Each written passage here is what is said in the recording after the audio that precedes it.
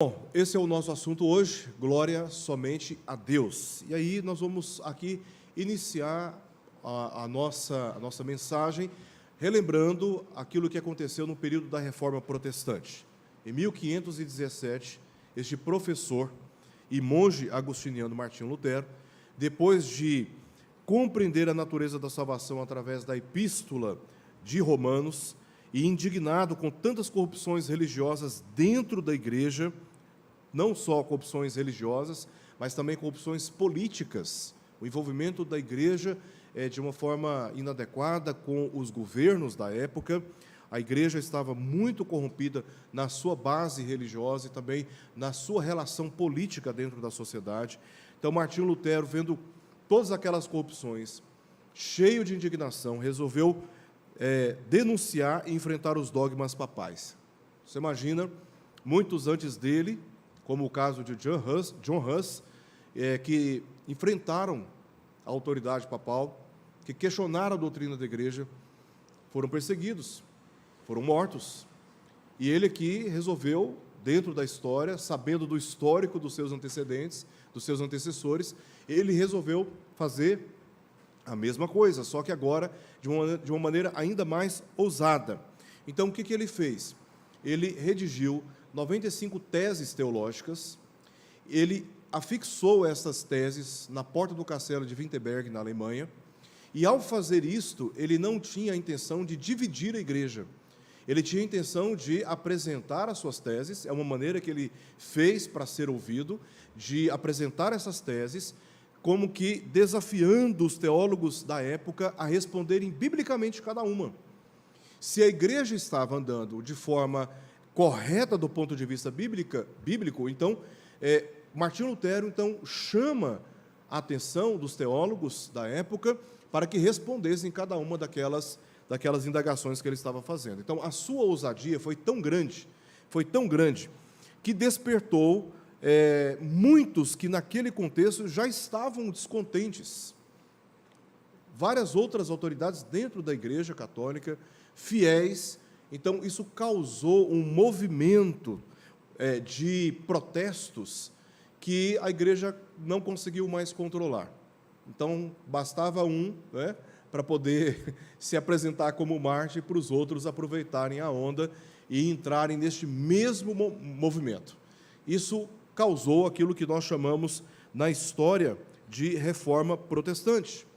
E esta reforma protestante que se espalhou, ela objetivou fazer várias reivindicações que basicamente estavam pautadas na expectativa da igreja ser santificada das suas corrupções.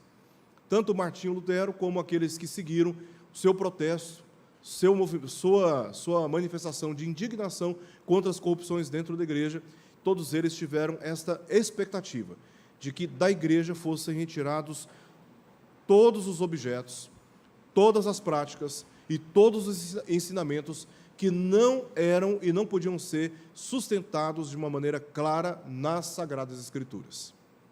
Então, isso causou um movimento muito grande e o objetivo foi de santificar a igreja. E essa santificação deveria ser realizada pelo resgate da fé derivada do Evangelho.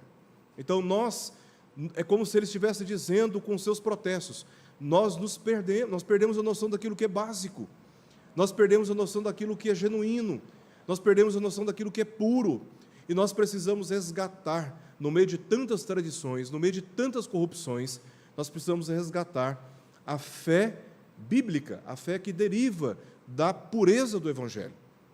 Então, a igreja que havia se distanciado da fé evangélica, por doutrinas e tradições extrabíblicas, deveria retornar urgentemente, e este foi o protesto, sob pena de ser apenas uma instituição religiosa na sociedade, sem vida, sem autoridade, confundida com as práticas pagãs, confundida com as corrupções da sua época, mas não uma igreja cristã viva pelo compromisso com a verdade bíblica. Então, mais uma vez, a intenção dos reformadores no século XVI não foi de dividir a igreja. Isso se tornou inevitável pela rigidez da autoridade católica, da Igreja Católica. tá? É da intransigência mesmo, de não querer rever as suas práticas e seus ensinos à luz das Escrituras. Então, não restou outra alternativa para estes inconformados, estes que protestaram contra as corrupções dentro da igreja, não restou outra alternativa senão romper com a Igreja Católica, e aí causou um grande cisma. E deste cisma, vários outros cismas acabaram acontecendo no decorrer da história. E aí nós perguntamos, enfim, o que é a fé evangélica? O que a fé evangélica significa? Porque foi esta fé evangélica reivindicada pelos reformadores. Somos conhecidos como evangélicos. Essa é uma maneira de nos distinguir dos católicos romanos apostólicos. Nós somos os chamados evangélicos. Mas será que nós podemos distinguir as crenças fundamentais da fé evangélica? Uma vez que nós nos identificamos como evangélicos, de forma geral, independente da instituição, né, independente da denominação evangélica, o que de fato nos faz evangélicos? Quais são as crenças que nos identificam como evangélicos? A tradição evangélica, ela teve origem com a Reforma Protestante do século XVI. A partir dali, depois de séculos e séculos e séculos de uma história sombria, chamada, na perspectiva da história, a Idade Média a Idade das Trevas, a Igreja, a partir da Reforma Protestante, de todos esses protestos, ela, então, distinguia algumas doutrinas, algumas crenças que nós conhecemos como tradição evangélica. Segundo a Declaração de Cambridge, preparada pela Aliança de Evangélicos Confessionais em 1996, ou seja, século XX, 5 afirmações podem resumir a fé evangélica. É deste contexto que nós encontramos, que nós, a partir desse contexto do século XX, que estas crenças elas são definidas como sendo crenças protestantes, crenças baseadas na tradição evangélica. A primeira delas, bastante conhecidas, né? Os chamados 5 solas da Reforma Protestante, não teve origem lá no século XVI. Esses chamados solas, eles só foram definidos no século XX, como eu mencionei aqui. E o primeiro sola definido como sendo uma base da fé evangélica, ou da tradição protestante, da tradição evangélica, é o sola fide. O sola fide é uma base doutrinária que nada mais, nada menos, proclama e reivindica que a justificação diante de Deus não pode ser recebida mediante alguma obra do homem. Não há nada que o homem possa fazer que ele, por estas obras, seja justificado. O sola fide é a doutrina que ensina que a justificação é pela fé somente na pessoa de Jesus Cristo. E isso fez uma grande diferença na vida de Martinho Lutero, porque a igreja sempre ensinou que para sermos justificados diante de Deus, nós precisamos atender algumas obras, precisamos praticar algumas obras. Aliás, essa não é uma doutrina apenas ensinada pela história do catolicismo romano. Nós temos a herança dentro do evangelicalismo brasileiro, por exemplo, em que muitas igrejas pentecostais, neopentecostais, ensinam que para que você seja justificado e aceito diante de Deus, você precisa cumprir uma agenda de disciplinas religiosas. É por isso que muitas pessoas, quando nós vamos evangelizar, elas estão dizendo, eu não estou preparado ainda, né, para ir à igreja, em outras palavras, para me apresentar diante de Deus. Porque elas, lá no fundo, elas, de alguma maneira, foram ensinadas que, para se apresentar diante de Deus, ela primeiramente ela precisa se justificar. Ela se justifica pelas suas obras, pelos seus compromissos, pelas suas disciplinas religiosas, então, justificada pelas suas obras, ela se apresenta dignamente na presença de Deus.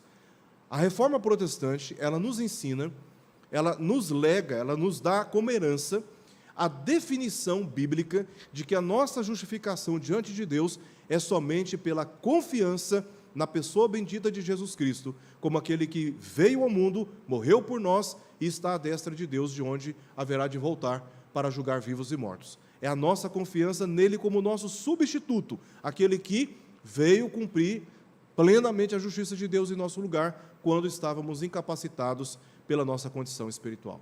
Então, primeira base da doutrina evangélica é que a nossa justificação, ela só pode ser aplicada pela fé na pessoa de Jesus Cristo. E esta fé, ela é dada, inclusive, por Deus. Ela não é produzida por nós. Ela não é gerada por nós. Nós recebemos da parte de Deus a fé para crer na pessoa de Jesus Cristo. O segundo sustento, segunda base, a segunda crença fundamental da doutrina evangélica, protestante, reformada, é o sola escritura. E esse sola escritura resume a doutrina de que as escrituras são a única fonte infalível. Então, a infalibilidade papal é questionada por este sola escritura. O que é infalível não é a autoridade religiosa. O que é infalível é a Escritura Sagrada. O homem está sujeito a equívocos, a falhas, mas as Escrituras não, elas são infalíveis. E elas são, por natureza, elas são suficientes em matéria de fé e em matéria de prática. Então, nós cremos que as Escrituras, elas são suficientes para o aconselhamento, para as pregações, para os cânticos de adoração, para as orações, para a tomada de decisões, para a correção moral. As Escrituras são suficientes em toda matéria de fé e de prática. Elas são não apenas infalíveis no tocante ao seu propósito, elas são também suficientes como sendo a revelação de Deus também por nós. E elas são inspiradas pelo Espírito Santo. Aí está a base da autoridade das Escrituras. As Escrituras não contêm a palavra de Deus. As Escrituras são a palavra de Deus. Elas são a revelação da vontade de Deus escrita para nós. E elas chegam a nós por obra inspirativa do Espírito Santo, como autoridade final em matéria de fé e também de prática. Então, o que nos define como evangélicos? Primeira base é que nós só somos justificados pela fé em Jesus Cristo. Segunda afirmação que nos define como evangélicos, se de fato somos evangélicos, é a aceitação das Escrituras Sagradas, como sendo infalíveis, como sendo suficientes, como sendo inspiradas e a autoridade final em matéria de fé e em matéria de prática. Isto por si só já nos livra de revelações extra-bíblicas, de adivinhações dentro da igreja. Isso por si só já nos livra da sedução filosófica do mundo, como se a Escritura não fosse suficiente, temos que recorrer a outras literaturas, a outras fontes de conhecimento para sustentar a nossa fé e a nossa confiança na presença de Deus. Nós não precisamos de nada mais do que das Escrituras Sagradas, para crermos e para nos mantermos nessa fé na presença de Deus. As Escrituras são suficientes. Suficientes. O terceiro sola que fundamenta a fé evangélica é o chamado solus Christus. Essa é uma expressão que vem do latim, que significa somente Cristo. O que isso ensina? O que essa base doutrinária ensina? Ensina que somente Jesus é o mediador entre Deus e os homens. Então, a ideia de uma autoridade religiosa que se apresenta como pontífice, que significa ponte, ou seja, é aquele que media o homem a Deus, e que também é conhecido como vicarius filii, que é uma expressão latim que significa na vaga do Filho de Deus. O solus Christus, ele nega esta mediação humana e deposita a confiança apenas em Jesus Cristo como o único mediador entre Deus e os homens. E entre Cristo e os homens também não há mediação.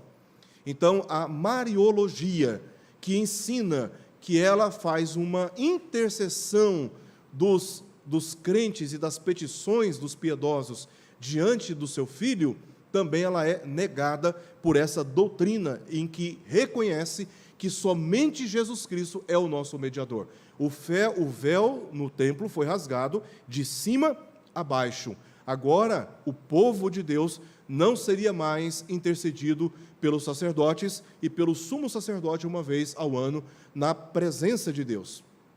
Com o véu rasgado, todos nós temos livre acesso à presença de Deus pela fé, assim como o livro de Romanos ensina no capítulo 5.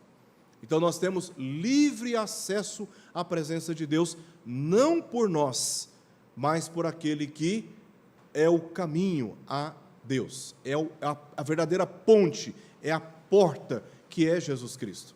Então, somente Cristo é o nosso mediador. Isso também, irmãos, nos previne daqueles que vêm trazer recados de Deus para nós, como se fossem mediadores entre Deus e nós.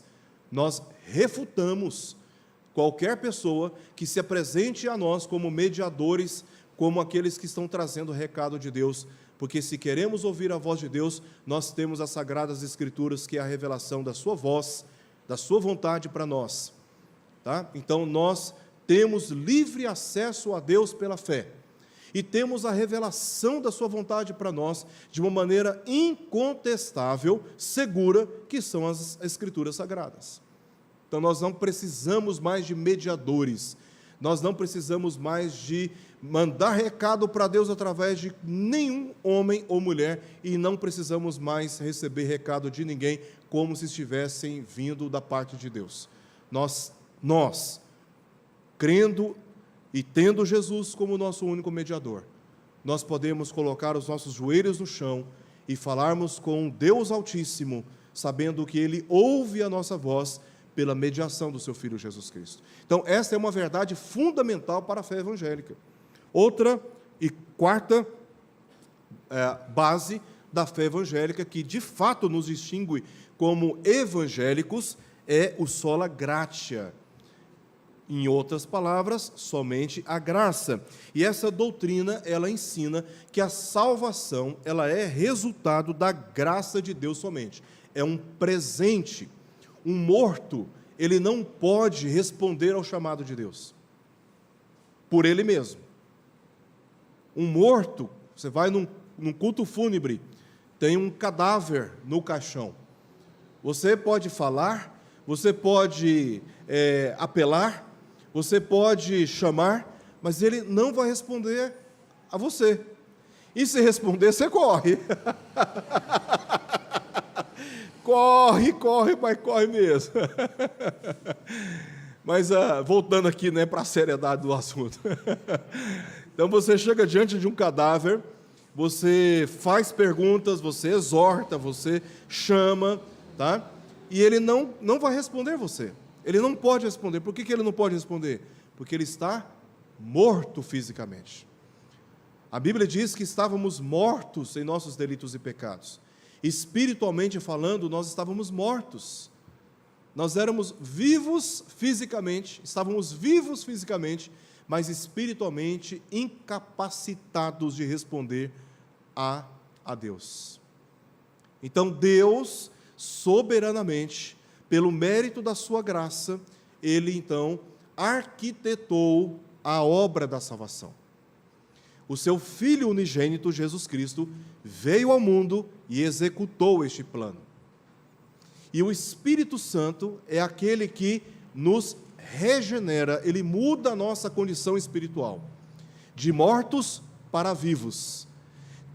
Deposita em nossos corações a fé. Uma vez vivificados, uma vez regenerados, somos pelo Espírito habilitados a crer em Jesus. Convencidos do pecado, da justiça e do juízo, nós somos guiados pelo Espírito, aquele que é a única salvação, é a pessoa de Jesus Cristo. Então, uma vez regenerados espiritualmente, nós percebemos o nosso estado diante de Deus de completa condenação e nós caímos em desespero. Mas o Espírito Santo é aquele que nos ensina a respeito de Jesus. É como se ele estivesse dizendo: olha, você de fato pecou contra o Senhor e recebeu a justa condenação pelos seus pecados. Mas me dê aqui a sua mão, eu vou te levar àquele que pode te justificar dos pecados. E é isso que o Espírito Santo faz conosco, mediante a palavra de Deus pregada. Então, conhecendo a palavra de Deus, sabendo quem é o Senhor Jesus Cristo, agora somos apresentados diante dele, diante do qual nós nos arrependemos dos nossos pecados. Nós confessamos a nossa fé, nós professamos a nossa fé. E sabe o que acontece na pessoa de Jesus? Deus, então, imputa a justiça que Cristo cumpriu a nós. E somos, então, acolhidos pelos méritos de Jesus à presença de Deus, justificados, completamente justificados. Agora não há mais condenação sobre nós. Agora não há mais nenhuma maldição do pecado sobre nós. Agora estamos justificados na presença de Deus. Do início ao fim, Deus é aquele que arquitetou, executou e aplicou a obra da salvação a cada um de nós. A salvação é obra da graça de Deus. E ela é recebida, como Paulo diz em Efésios capítulo 2, verso 8, ela é recebida mediante a fé. Então, a causa da salvação é a graça e o meio da salvação é a fé. E aí Paulo diz lá no verso 8 do capítulo 2 de Efésios, e isto não vem de vós. Não há interferência do homem na sua salvação. Ela é uma obra da exclusiva ação de Deus na vida do pecador. E isso, irmãos, enche o nosso coração de alegria, porque nós, na nossa vida outrora, pregressa, não merecíamos absolutamente nenhum favor da parte de Deus. Ele graciosamente quis nos dar o que não merecíamos. Isso é graça. Isso é graça. Misericórdia é Deus não nos dá o que merecemos, enquanto que graça é Deus nos dar o que não merecemos. O que nós merecíamos? Condenação eterna. Mas Deus foi tão bom para conosco, tão generoso, tão gracioso, que Ele, não havendo nenhum mérito em nós, não havendo nada em nós que justificasse ou que recompensasse Deus pela salvação, Ele voluntariamente escolheu amar a mim e escolheu amar a você, nos concedendo a salvação eterna. Então, é obra da graça de Deus. Por fim, o último sola que define a fé evangélica é o soli deo gloria, ou glória somente a Deus. Essa definição doutrinária, dogmática, nos ensina que só Deus é digno de glória, e ela é o objetivo final de todas as coisas. Sabe que esta é uma verdade que nos define como evangélicos. Nós damos glória somente a Deus. Então, não espere, pelo exercício do seu dom, pela habilidade que Deus te concedeu, receber mérito humano. Não haja esperando receber qualquer tipo de glória, porque o evangélico, de fato e de verdade, não que ele seja privado de reconhecer o esforço e conceder algum nível de admiração por nós, mas a glória pertence somente a Deus. Tudo é feito a favor da glória de Deus, é a favor da reafirmação ou da afirmação de que a glória pertence a Deus. Então, quando você recebe algum tipo de benefício e você prospera em algum caminho, em algum projeto, você vai dizer, não foi porque eu estudei muito, não foi porque eu tive habilidade, esperteza, não, porque Deus me deu condições para estudar, Deus me livrou, Deus me guardou, Deus me deu a inteligência, Deus me deu discernimento para tomar aquela decisão aqui e ali, e, portanto, se eu cheguei aqui, até aqui, eu cheguei por causa da bondade de Deus. Ele não vai dizer como Davi, no alto da sua prosperidade, como nós lemos lá no Salmo de número 30, diz lá o texto que Davi diz assim, disse eu na minha prosperidade, jamais serei abalado. E aí, Davi mesmo diz que Deus apenas virou o seu rosto, e ele ficou logo conturbado. Nós resistimos à tentação de dizer, eu cheguei até aqui pelo meu mérito.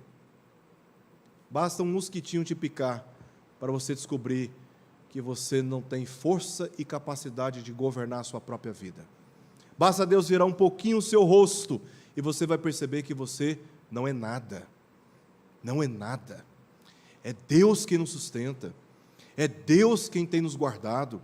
E até as nossas tribulações é resultado de propósitos que Deus tem de glorificar o seu nome. Quantas e quantas vezes, enfermos, nos dedicamos mais às orações? Quantas e quantas vezes, quando nós sofremos, passamos por experiências de dor e de perda, lembramos que nós somos homens e que estávamos nos esquecendo? Quantas e quantas vezes, quando nós passamos por uma experiência de grande aflição, ansiedade, de prejuízos, de muita angústia e até enfermidades graves, quantas e quantas vezes nós ali nos lembramos que a vida terrena é passageira e que a vida celestial na presença de Deus é que é perene, é que é eterna, e é esta vida que deve ser desejada. Até mesmo as nossas lutas e as nossas tribulações, elas nos dão motivos para glorificarmos a Deus. Até as nossas tribulações. Tudo tem a ver com o propósito de Deus glorificar o seu nome. Tudo. Então, essas doutrinas, elas são centrais, são fundamentais para a definição da fé evangélica, tá? E sustentação delas. É a crença e o compromisso com essas doutrinas que nos identifica como, de fato, verdadeiros evangélicos. Agora, focando aqui na glória somente a Deus. O texto de Efésios, capítulo 1, verso 7 ao verso 12, em tese, ele expõe para nós que a glória de Deus é o propósito central da nossa salvação. Foi para este fim, por exemplo, o verso 12, o apóstolo Paulo diz, a fim de sermos para o louvor da sua glória. Quando Paulo está falando sobre a obra da salvação, ele diz, a fim de, o propósito da salvação foi para que sejamos para o louvor da sua glória. A nossa salvação, a nossa conversão, a nossa mudança de destino, mudança eterna de destino, teve um propósito central, que é manifestar a glória de Deus. Manifestar a glória de Deus.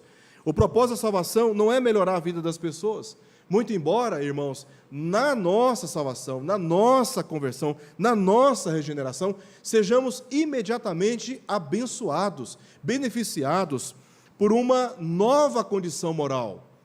E isto é, de fato, maravilhoso. Quantos e quantos de nós estávamos vivendo longe de Deus? Às vezes não éramos os piores seres humanos dentro de uma sociedade, mas nós estávamos, irmãos, apartados da graça de Deus e das suas promessas. E pela nossa salvação, pela nossa conversão, hoje nós podemos desfrutar de muitos benefícios que Paulo expõe em toda a epístola aos Efésios, principalmente nas 3 primeiras epístolas.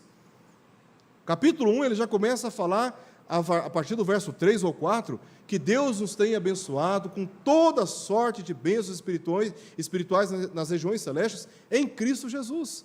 Então, nós somos beneficiados? É claro que nós somos beneficiados, nós desfrutamos de delícias que antes nós não desfrutávamos na presença e na comunhão com o Senhor.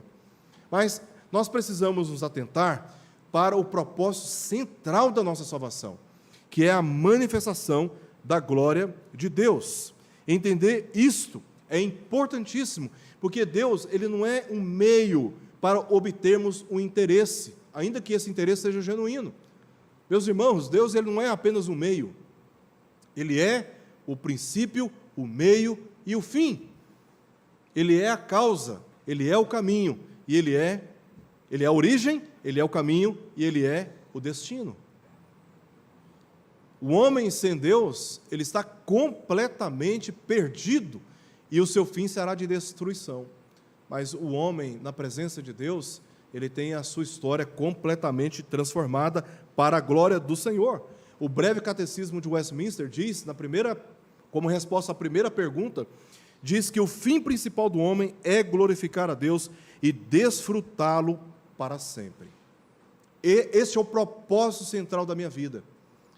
De todos os planos que eu e você podemos fazer, de todas as aspirações e expectativas que podemos construir a respeito da vida, o principal para mim e para você deve ser a glória de Deus, viver para a glória de Deus, viver honrando o Senhor, viver respeitando Deus na sua existência santíssima, tá?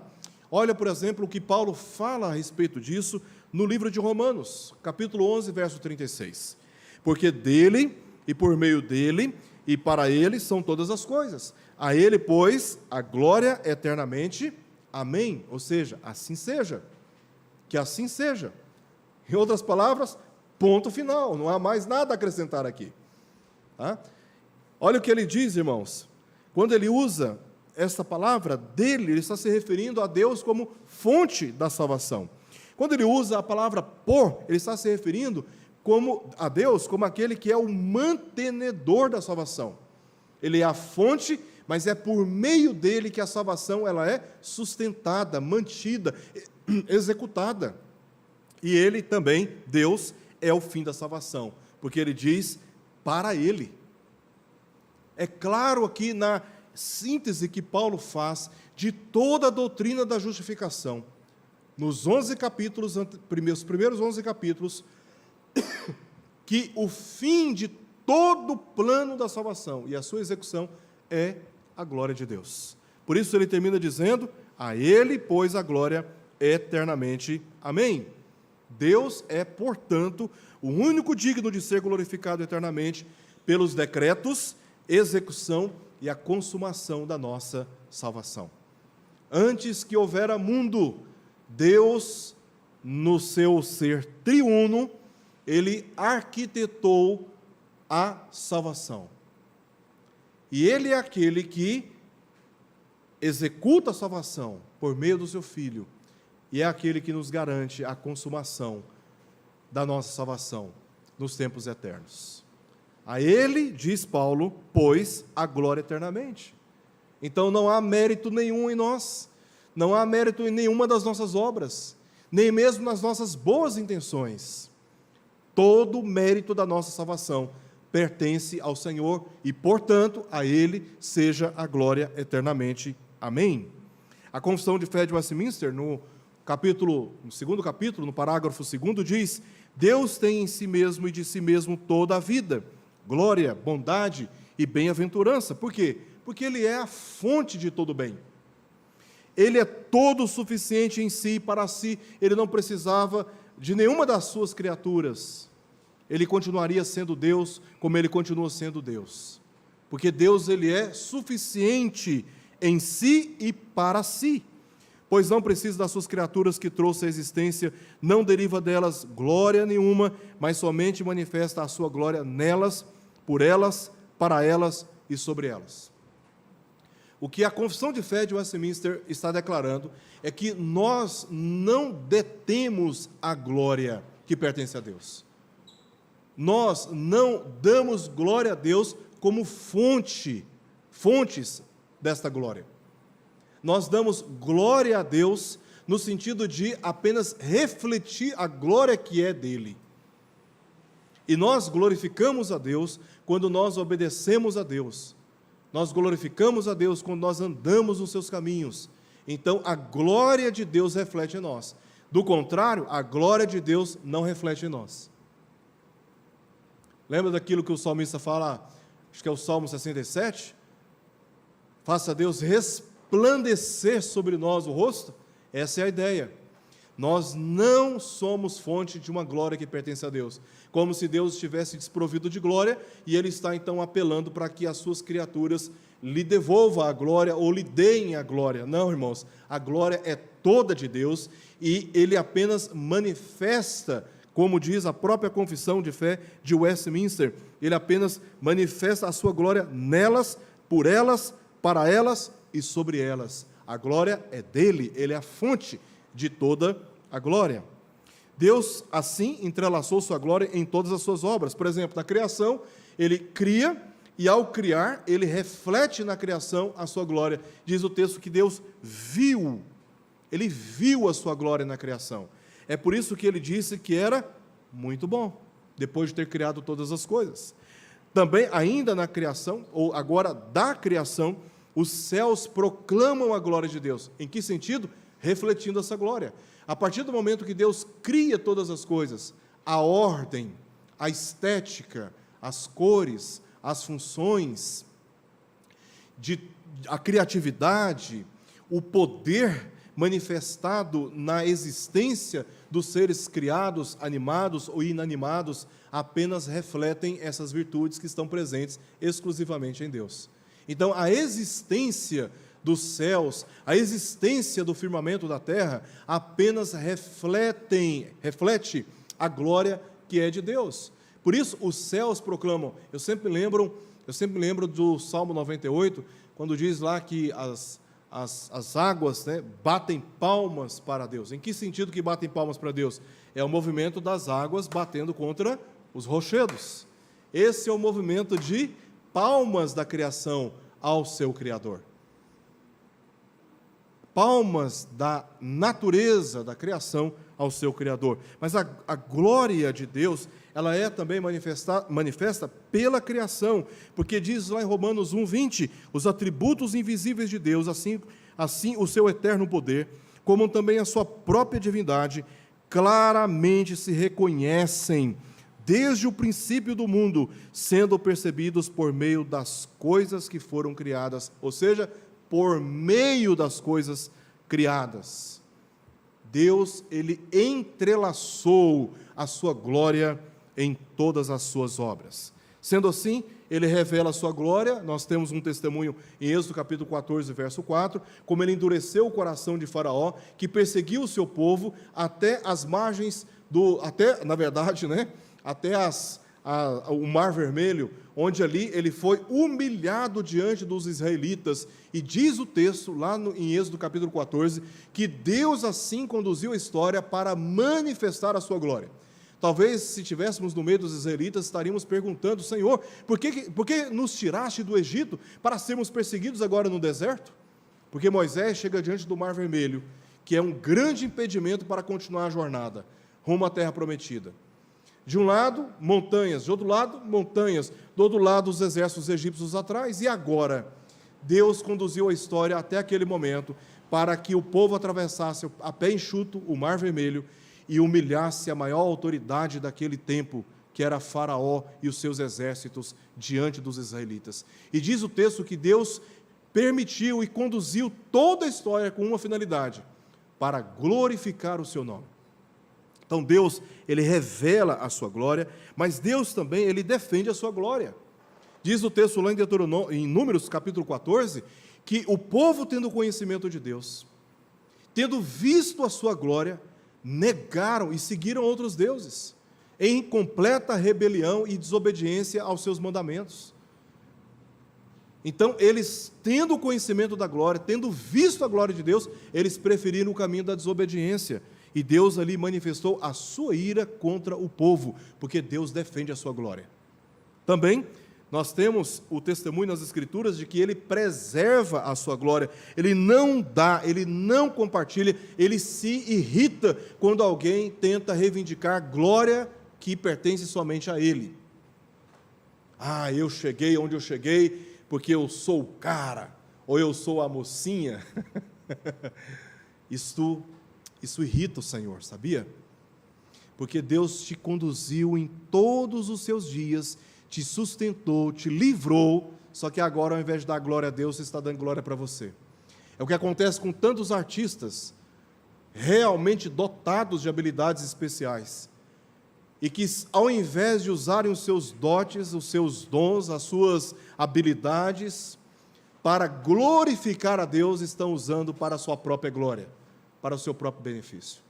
Isso é uma ofensa a Deus. Ele não compartilha a sua glória com ninguém, nem mesmo com a sua honra, com as imagens veneradas pelos homens, conforme lemos em Isaías 42, verso 8. A glória é somente a Deus, né? E a tradição católica não gosta de usar a palavra adoração, as imagens que são feitas pelos homens, né? As estátuas que são feitas pelos homens. Eles gostam de dizer que é apenas uma veneração, apenas uma admiração em honra à memória de homens e mulheres piedosos do passado. Mas o que estão fazendo na prática, a palavra veneração e adoração tem o mesmo sentido. O que estão fazendo na prática, ao invés de se curvar, oferecer as suas orações, depositar a sua confiança ao único Deus vivo e verdadeiro, estão destinando as suas orações e as suas expectativas para para ídolos feitos pelas mãos dos homens. E isto é uma ofensa ao Senhor, e Ele preserva a sua glória, Ele não compartilha com ninguém. Ele também dá testemunho da sua glória. Deus deu testemunho da sua glória ao povo que temeu e se dispôs a guardar os seus mandamentos. Isso está registrado em Deuteronômio capítulo 5. Depois eles se afastam dessa experiência. Eles viram a glória do Senhor e temeu no pé do Monte Sinai. Mas depois eles se afastaram. Tendo visto a glória de Deus, eles partiram para a experiência de desobediência. Mas Deus ali testemunhou a sua glória, e o testemunho da sua glória, diz o texto, fez com que o povo tremesse diante dele. Por fim, Deus requer a sua glória.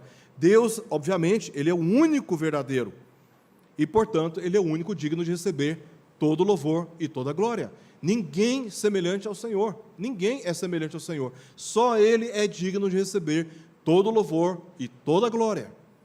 E isso é fundamental para a fé cristã, isso é fundamental para nós que professamos ser crentes em Jesus Cristo, segundo a revelação das Escrituras.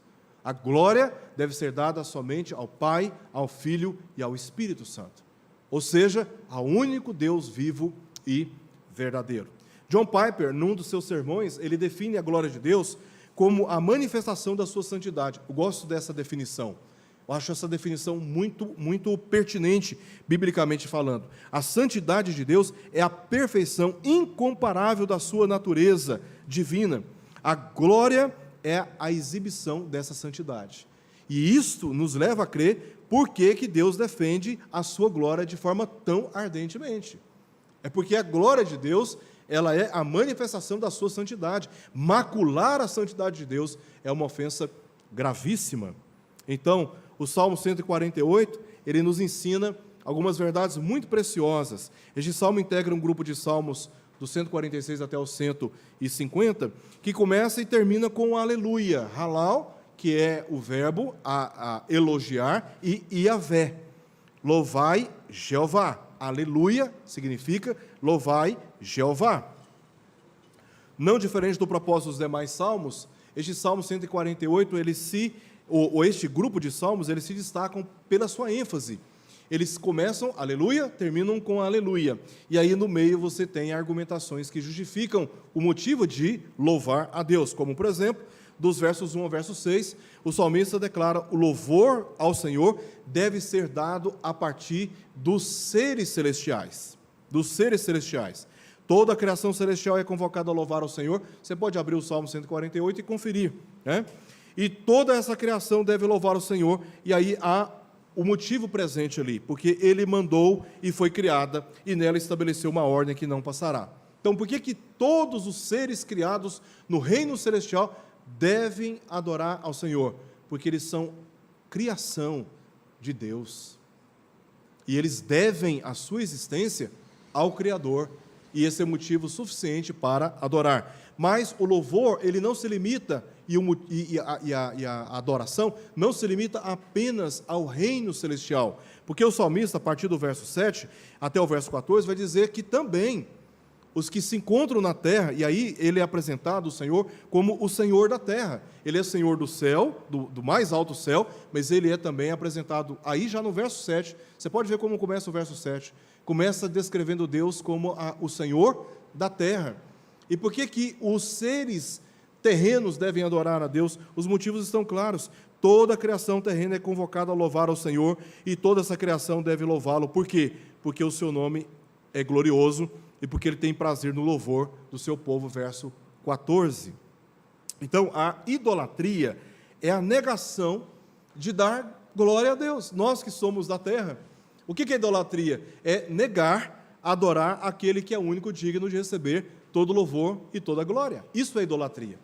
Se eu nego, eu posso não me curvar diante de uma estátua, eu posso não me agarrar à cobiça do dinheiro, que é idolatria, diz as Escrituras, mas existem outras roupagens da idolatria. É quando eu desprezo a Deus e passo a confiar mais em mim do que nele. Essa é uma roupagem, essa é uma manifestação idólatra do comportamento humano, tá? Nós temos na história manifestações da idolatria, que são os mitos, que são os seres criados, as divindades criadas pelas especulações da mente dos homens, dos filósofos, dos poetas, para então serem reverenciados. Nós temos manifestações de idolatria no apego, por exemplo, aos reis da antiguidade, como o faraó, Nabucodonosor, são figuras apresentadas na história como sendo divinos. Mas não apenas a idolatria focada nos homens, por exemplo, Paulo e Barnabé, quando chegam na ilha de Chipre, na primeira viagem missionária, eles são tratados como se fossem deuses. E eles mesmos falaram para os povos: o que é isso que vocês estão fazendo? Que loucura é essa que vocês estão fazendo? Porque estavam oferecendo a ele, dando a ele ofertas como se eles fossem divinos. Então, o homem, quando ele se afasta de Deus, o homem vai direcionar o seu senso religioso para alguma pessoa, ou algum objeto, ou algum conceito. Mas o homem, ele é essencialmente religioso, e ele não tem como ser diferente. Até aquele que nega crer em qualquer aspecto divino, conhecido como ateu, ele é, pela sua afirmação, um religioso. Um religioso que nega se sujeitar à verdade de algum ser divino. Então, na história, nós temos a idolatria praticada de muitas maneiras. Nos nossos dias, você vê, inclusive no meio evangélico, pastores que são literalmente idolatrados, pessoas que depositam a sua confiança neles de tal maneira que quando eles deixam a igreja ou quando eles se envolvem em escândalos, aqueles que estavam depositando fé neles, confiança da sua fé e da sua vida cristã neles, eles são imediatamente afetados. Perdem a fé, afastam da comunhão com Deus, porque, irmãos, estavam praticando idolatria. E não é à toa que todos os grandes heróis da história bíblica, a Escritura revelou seus pecados, suas ruínas, suas vergonhas, suas imperfeições, menos de um: Jesus Cristo. Porque todos os homens, por mais admiráveis que sejam, eles não são comparados a Jesus Cristo, porque as Escrituras apontam para Jesus. Então, a reverência a pessoas famosas, a celebridades, figuras, personalidades religiosas, que seja, também é uma forma da idolatria. A natureza também sempre foi objeto de idolatria, principalmente por povos animistas, e imagens, que é mais comum, as imagens. Então, Deus condena a idolatria, porque Ele é o único Deus e só Ele deve ser adorado. É assim que Ele começa a sua conversa com Moisés. Ele faz duas declarações antes de revelar os mandamentos. Ele revela quem Ele é e Ele revela suas obras maravilhosas, que são os testemunhos de quem Ele é, diante do povo. Só depois é que Ele dá os mandamentos. Ou seja, a base para atender os mandamentos de Deus é conhecer quem é o Senhor. E quando nós conhecemos o Senhor, aí então nós temos motivação para nos esforçar no caminho da obediência, porque nós sabemos quem é o Senhor. É por isso que lá no livro de Números, capítulo 14, nós vemos Deus se irando contra o povo de Israel, porque tendo visto a glória de Deus, conforme lemos em Deuteronômio capítulo 5, no Monte Sinai, a revelação da glória de Deus ali, eles partiram para uma experiência de desobediência. Tá? E a verdadeira adoração, ela contraria os caminhos da idolatria. E assim como nós lemos no Salmo 148, somos convocados a glorificar a Deus através dos cultos públicos e privados, atividades cotidianas, tudo quanto fizerdes, fazer de todo o coração como para o Senhor. A finalidade é a glória do Senhor, não é o meu mérito, não é o meu bem-estar, ainda que estes sejam motivos legítimos, mas o fim principal do homem é glorificar a Deus e desfrutá-lo para sempre. A dedicação dos nossos dons, consagração completa da nossa vida, que é o nosso culto racional. O que é o culto racional, senão a dedicação, a consagração da nossa vida para a glória daquele que é o único Senhor. Para terminar, irmãos, tudo isso precisa ser vivido na ciência de que em nenhum lugar a glória de Deus é exibida mais gloriosamente do que na pessoa e obra de nosso Senhor Jesus Cristo. A maior manifestação da glória de Deus entre os homens está na pessoa do Senhor Jesus Cristo. E é exatamente este testemunho que o João dá no Evangelho. E o Verbo se fez carne e habitou entre nós, cheio de graça e de verdade, e vimos a sua glória, glória como do unigênito do Pai. Glória somente a Deus. Essa é uma base da fé cristã, da fé evangélica. E é isso que nos distingue, é isso que nos define como verdadeiros cristãos no mundo, tá? Uma das bases. Vamos orar? Obrigado, ó Pai, pelo tempo que nós nos dedicamos aqui refletindo sobre verdades tão profundas e fundamentais acerca da nossa fé. Livra-nos, ó Deus, da idolatria, de prestar culto e homenagens, além de Ti, àqueles que não são dignos como o Senhor é digno. Dá-nos uma consciência lapidada pela Tua Palavra, corrigida pela Tua Palavra, fundamentada pela Tua Palavra. Dá-nos, ó Deus, um senso de comprometimento maior em tudo o que fazemos, para que o Teu nome seja dignificado, honrado, glorificado, pois esta é a maior finalidade da nossa vida e da nossa salvação. Nós rogamos ao Senhor por isto, porque é exatamente nisto, como diz a doutrina bíblica, que nós desfrutamos da Tua presença. É quando estamos glorificando somente ao Senhor. E é neste momento que nós desfrutamos de paz, é nesse momento que nós encontramos consolo, é nesse momento que nós somos de fato e de verdade amparados pelas Tuas mãos poderosas. Quando o reconhecemos como o único digno de louvor e de adoração e dedicamos toda a nossa vida para este fim. Nós oramos por isso e Te pedimos essas bênçãos em nome de Jesus. Amém.